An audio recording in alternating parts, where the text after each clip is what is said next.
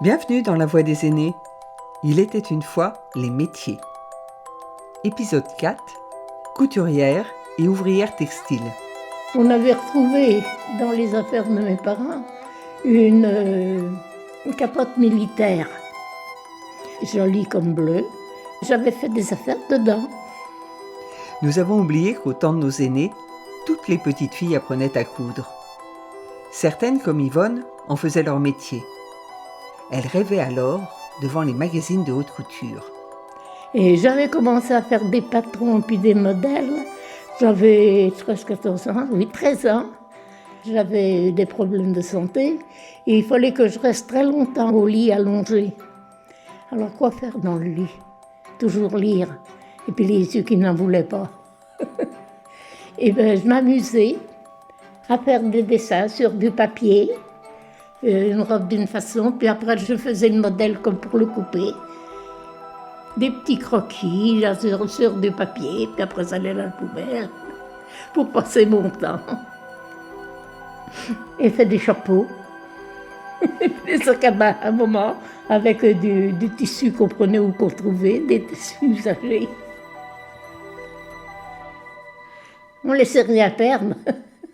À cette époque-là, c'est la guerre. Yvonne a beau être encore jeune, elle est de son temps. Elle nous parle des sacs à main en bandoulière, très utilisés en temps de guerre. Ils sont adaptés au déplacement en vélo et permettent de ranger le masque à gaz et le ravitaillement. À la campagne, avec un peu de ravitaillement, ils s'arrangeaient pour avoir du tissu chez les marchands. Parce que jusqu'en 1948, il y avait encore les tickets pour acheter le tissu. Hein. Pour La guerre était finie, mais ça arrivait chez par certains qui troquaient de la nourriture pour du tissu. C'était comme ça pendant la guerre. Hein. Faut l'avoir vécu. Faut l'avoir vécu.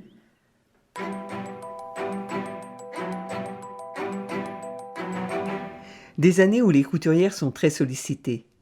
Il n'est en effet pas possible de demander un bon pour acheter un vêtement si on possède une garde-robe minimum. Une garde-robe minimum, c'est quoi? C'est 2 robes, 2 tabliers ou blouses, un imperméable, 2 paires de gants d'hiver, un manteau d'hiver, 3 chemises de jour, 2 combinaisons, 3 culottes, 6 paires de bas et 6 mouchoirs. Alors, les couturières comme Yvonne font preuve d'imagination et les magazines féminins proposent des solutions sans avoir besoin de tickets de vêtements. J'ai commencé en 1948. J'allais en journée travailler directement chez les clientes. En vélo, même pas en mobilette, en vélo. Puis quand les chemins étaient trop mauvais, ben à pied. Il fallait porter le sac avec les catalogues et compagnie 2 ans. C'était sur la commune et puis un peu aux environs. Je prenais les mesures des clientes, je traçais la façon de ce qu'elles voulaient, je le montais, puis je lui essayais, je mettais à sa dimension. À ce moment-là, je travaillais que pour femmes. Il y avait là après le tailleur qui faisait que pour hommes. On travaillait à la journée, on était nourris, puis le soir, on nous donnait le prix de la journée, c'était dans la journée. À ce moment-là, c'était après la guerre. On faisait beaucoup de réparations. Il y avait des fois, il y avait une usure dans certains coins. Et on s'arrangeait avec le tissu, avec des pièces en dessous, et que ça ne se voyait pas. J'ai fait pas mal de costumes femmes, des jupes dans des pantalons d'hommes. Et on les retournait parce qu'ils étaient râpés sur un côté. On les tournait sur l'envers. Ça faisait un tissu neuf. Ça faisait du boulot. Ça faisait du boulot. Qu'est-ce que vous voulez? Faisait ça.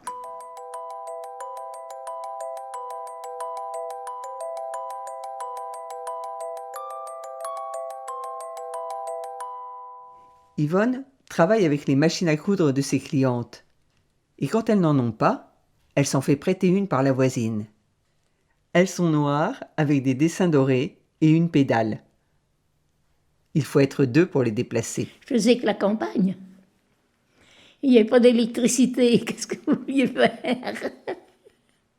Il fallait faire comme on pouvait. Avec le fer pour repasser chauffer dans la cheminée devant les braises. À la librairie, on trouvait les catalogues de mode. Depuis même de haute mode, il y en avait. Il y en avait, c'était de la haute mode. Et on essayait de ne pas en habiller 2 pareils. Puis comme je savais leur goût, je prenais les catalogues par rapport à leur goût. Et il ne fallait pas que les autres ils aient même pas le même tissu. Je me rendais toujours qu'ils n'avaient pas le même tissu. Il y avait des marchands qui vendaient des coupons uniques.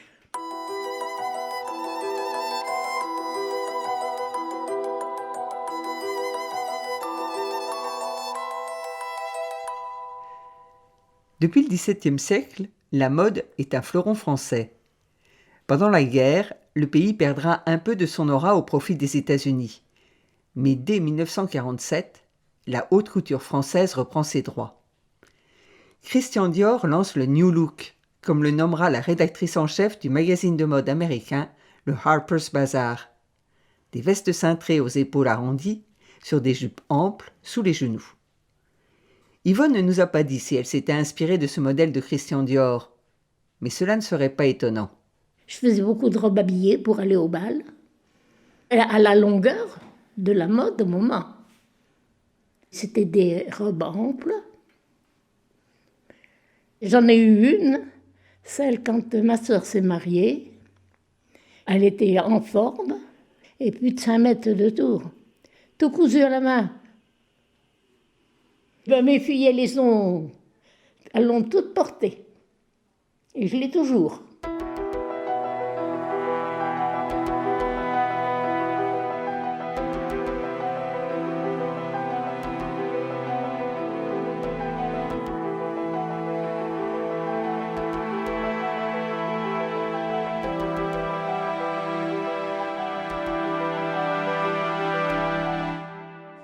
Les créateurs ne boudent pas non plus des lieux comme les grands magasins parisiens.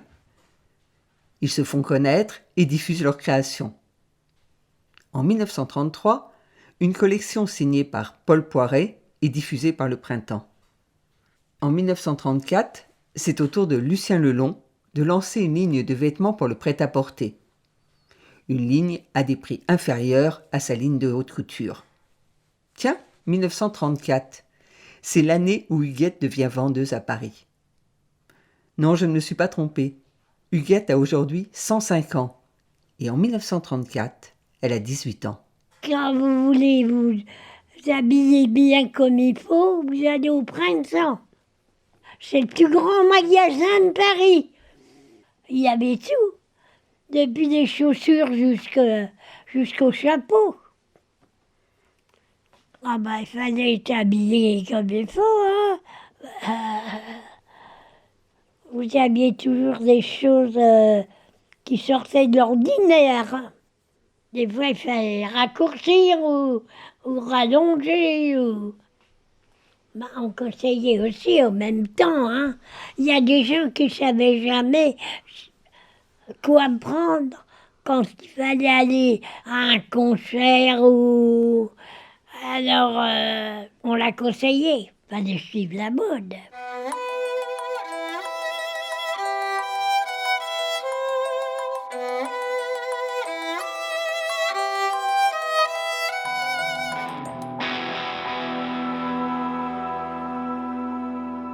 Le prêt-à-porter, un terme qui apparaît dans les années 50. Il désigne des vêtements produits en série et prêts à être portés.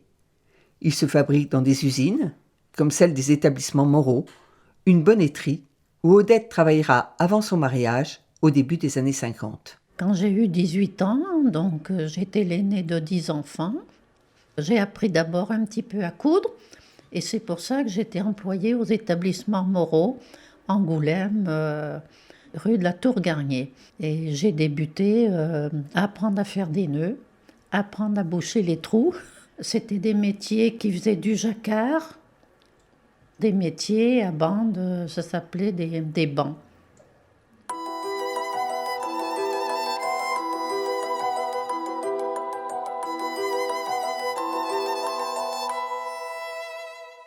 Eh ben, je partais chez moi à 5h15 en mobilette. J'avais une autre copine qui habitait un petit peu plus loin dans un village. On s'attendait à un carrefour et on partait ensemble parce que c'était que des terrains vagues, hein, depuis où j'habitais Garat, la commune de Garat, jusqu'au centre-ville, hein, presque, oui. Et on embauchait à 6h, fallait pointer. D'abord, il y avait un grand portail qui s'ouvrait dans un quart d'heure ou une demi-heure avant l'heure fixe d'embauche. On rentrait dans la cour, on posait nos vélomoteurs qui étaient bien précis dans des endroits. On prenait la fiche qui faisait tic, et ça vous disait l'heure où vous arriviez. On la remettait en place et ils pouvaient contrôler. Après, on allait vite à nos machines, parce qu'il fallait beaucoup les huiler, beaucoup. Et puis les mettre en route. On avait 2 machines, une qui était devant et l'autre qui tournait derrière. Il fallait les suivre, parce que c'était des bobines de laine qu'il fallait mettre et il ne fallait pas que ça se vide sans qu'on s'en rende compte. Parce que ça aurait fait rien et puis ça aurait tout tombé.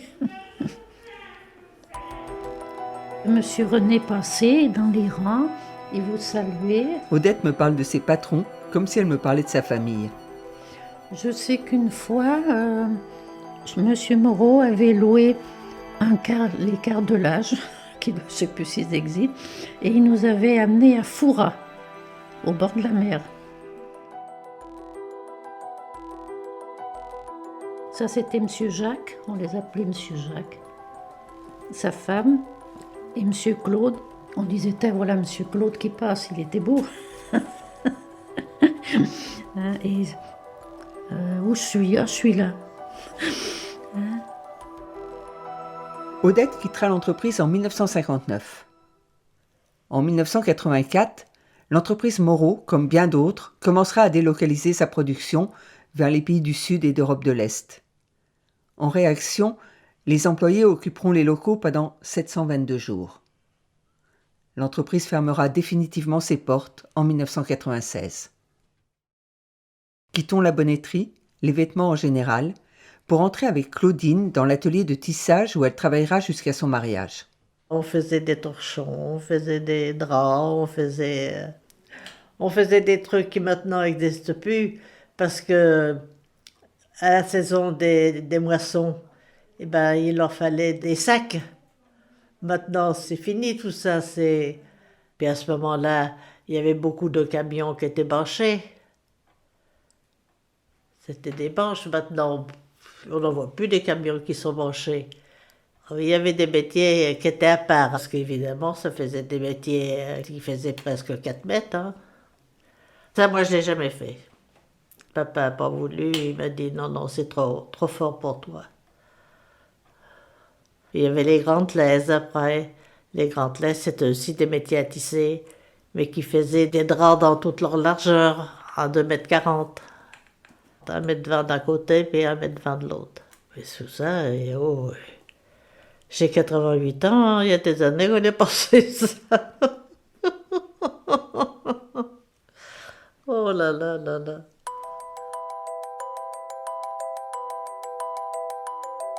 En France, entre 1986 et 2004, le secteur textile a perdu 2/3 de ses effectifs. Mais aujourd'hui, le haut de gamme, le Made in France, mais aussi les nouveaux textiles technologiques permettent à la tendance de s'inverser.